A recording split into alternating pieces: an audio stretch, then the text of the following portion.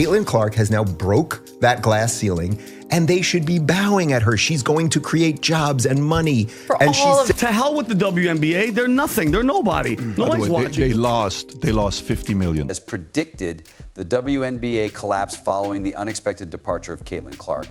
And it's very obvious to them that very few people ever knew the WNBA existed, much less cared to watch before Caitlin ever set foot in the league. But Caitlin brought more than just her skill with her when she arrived. She brought notoriety, admirers, and most importantly, cash. At last, the league was beginning to come alive. People were paying attention and discussing it. And then she was gone, and for once the WNBA wasn't just a joke in an argument about sports. Without warning, the WNBA found itself in a financial bind once more. It appears as though Caitlin Clark left the building and the cash signs trailed behind. The WNBA appears to have nothing more than vacant arenas and unpaid expenses as of right now. Unbelievably, there is now far more fear emanating from the WNBA waste than there is from camp. The WNBA's decision to fire Caitlin Clark wasn't a minor setback. No, it felt more like pulling the plug on the WNBA's life support system. They appear to be allergic to saving money while they are riding high 1 minute. And the following one? A flat surface. The speed at which the tables turned was almost laughable. The minute Caitlin left, the league, which was at last beginning to seem like a legitimate company, completely collapsed. The figures are truthful. The WNBA was doing better than it had ever done before to her departure. In reality, tickets were being purchased. The merchandise and cash were literally flying off the shelves.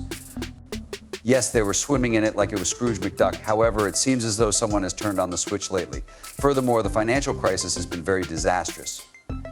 Many WNBA clubs have already concluded their season, and a large number of players have already left to play in other countries during the winter. But some of these players are wondering if they'll even make it with the controversy that surrounds the WNBA right now and their meager compensation. Not to mention the pay of the players. Or since the circumstances are so absurd, let's actually start there. Some of these players are probably thinking about taking Uber shifts in between games because their compensation has plummeted so much.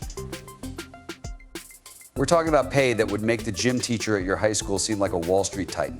The best players in the WNBA, those who benefit financially from the Caitlin Clark effect, are currently witnessing a sharper decline in their bank accounts than the league's post-Clark TV ratings. According to reports, a few of these players are considering their own departure because playing in foreign competitions seems far better than waiting around for meager pay. If the WNBA continues providing them minimum wage contracts, they might as well start packing their bags for Europe. The EU believes that our presence here does not need them to pay us extra. And, I don't think I mentioned it when I originally discussed prioritization. Our commissioner mentioned that we may potentially earn $700,000. That's actually completely untrue. Not a single player achieves that. We were also promised league and team marketing partnerships, but they have fallen through. Caitlin was no ordinary player. She served as the WNBA's anchor, pillar, and walking bank account. It was more than just butts on seats for her. For them, she was essentially printing money. She, the sponsors, and the ratings. It was only because of her that they were present. But now that she's gone, it seems as though the league is hardly able to locate their wallet, much less save any money. They're struggling merely to keep the lights on because of how terrible the repercussions has been. It's not just the inexperienced players that are feeling the heat either. Nope, these severe wage cuts are affecting even the biggest players in the league. The changing areas, yes, they're essentially full with players who are unsure about whether to start pursuing side gigs because playing basketball by itself isn't enough these days. This season saw a tremendous boom. The WNBA, in my opinion, should have profited even more from the tremendous surge in retail sales, television viewership, sold-out arenas, and other factors. The WNBA front office, meanwhile, is completely freaked out. They exuded confidence when Caitlin was around, as though everything was all right because they had her to fall back on. However, at this point, their players are openly discussing leaving the WNBA for leagues where they can still earn respectable salaries, so they're essentially in damage control, fighting to remain relevant. And to be honest, who could blame them when you're making less money than a middle school dodgeball coach? This financial collapse is nearly too absurd to be real. How can this much disruption be caused by one player quitting? She wasn't just any player, though, rather. She was the player. Her jersey sold out faster than concert tickets. She was the one that the entire world watched, and she was the one who pulled millions of new players into the league. The WNBA's entire financial ecosystem has completely collapsed since she left. Nothing seemed to be able to turn the tide, though. Year after year, they keep losing millions of dollars, and Caitlin Clark was the spark that ignited it all. This was no leisurely ascent. The league appeared to have been launched out of a cannon, and her name was virtually calling out loud.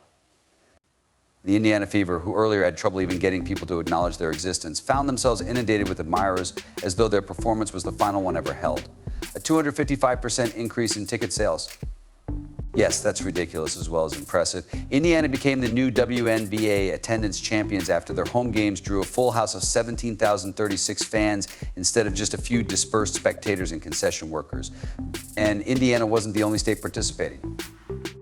Due to Caitlin's enormous impact, teams like Atlanta, Washington, and Las Vegas were forced to relocate their games to larger venues. Why? As it was everyone's desire to witness Caitlin Clark in action. The WNBA even questioned how to accommodate the attendance of the entire city. For this season, the WNBA has witnessed a level of fandom never seen before. Last week, fresh data revealing the overall attendance figures in the WNBA were released. Naturally, the Fever had the most fans throughout the regular season, 643,000 in all. And since those sales figures are really insane, let's speak about jersey sales, a 1,193% rise in jersey sales for Fever. It's all because of one name, Clark. Not only did basketball players take those jerseys, though, to claim they had a layup, those who couldn't distinguish between a layup and a jump shot were purchasing them. Caitlin Clark developed into more than a mere athlete. She was a true phenomenon in the culture. Over 186,000 people packed Gainbridge Fieldhouse during the season, with 8 of the 11 home games for the Fever sold out. That is nothing short of extraordinary for a squad that used to have trouble filling half the seats. Not alone did Clark attract admirers, she had an army with her. 1.8 million people watched Game 1 of the first playoff series, while 2.5 million watched Game 2. To put that into perspective, the first round series alone has already attracted more viewers on average than any previous WNBA finals in league history. Basketball player Caitlin Clark was more than that. She was a walking, talking phenomenon who drew in audiences that probably didn't know what a three-pointer was, in addition to die-hard basketball fans. Her impact was immediate and enormous, and everyone wanted to see her make history. Let's discuss June 23rd, 2024, the Fever's date, matchup with the Chicago Sky. This was not your average game.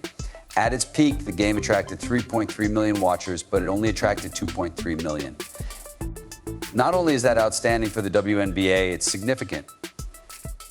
It had been 23 years since the league had seen those types of figures. Not since the early days when the whole women's professional basketball thing still piqued people's interest. It was more than just Caitlin mapping Indiana Fever. The whole league was basically resting on her back. For the first time, it seemed like everyone was genuinely paying attention as she transformed infrequent watchers into WNBA fanatics in an instant. And Clark participates in a postseason match. Moreover, 2 million people are watching, compared to less than 1 million watching the very following game in which she does not play. However, she later departed, and boy, did things spiral out of control. Without Caitlin Clark, the WNBA would be like a birthday celebration without cake, just clumsy and a little depressed. The arenas, abandoned settlements. It's nearly terrible to look at how badly attendance has declined. In an attempt to lure fans back in the seats, teams are essentially tossing Hail Marys. However, nothing is working. Even the most devoted admirers are staying home in her absence due to the powerful Caitlin effect. Probably browsing Netflix rather than witnessing players attempt to enthrall an absentee audience while the arena is half empty.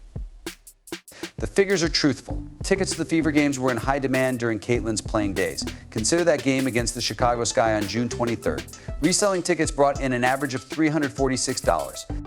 That's the domain of Beyonce concerts. However, right now, it is almost like giving out free tickets. Not that people are exactly queuing up for them even then. In the end, Caitlin Clark was more than simply a WNBA player. The player was her, the vital organ that kept the league alive. Since her departure, the WNBA appears to be operating on empty, frantically trying to find any means necessary to continue operations. However, without her celebrity, the league feels as though it is just one poor quarter away from collapsing. Teams are currently reducing expenses in the most humiliating manners imaginable. Although the WNBA is clearly desperate, they are making an effort to present a brave front. Salary reductions are occurring on all sides. It's not only harming the athletes either. The league is falling apart because of it.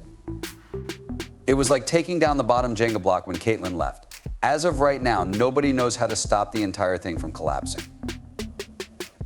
It's incredible to consider that not too long ago, the Women's National Basketball Association was experiencing growth and success following years of hardship. And now they're over here snipping away at salaries as if they were Sunday paper coupons. The league's financial stability has been taken away by Caitlin's departure, and they are now faced with the harsh reality. Right now, the WNBA is in danger of becoming bankrupt. And the likelihood of their making a comeback is increasingly unlikely in the absence of Caitlin's celebrity endorsements to generate revenue.